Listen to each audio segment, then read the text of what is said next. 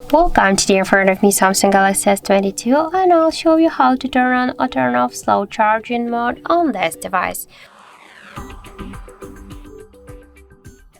So first you should go into the settings application and then scroll all the way down to the battery and device care section.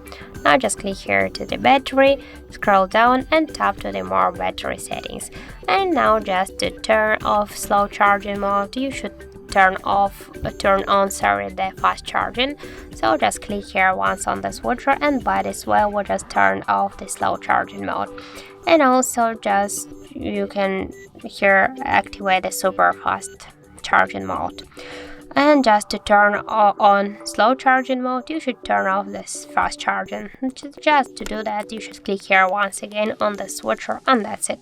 So that's it. Thank you for watching, and if you find this video helpful, don't forget to leave a like, comment and to subscribe our channel.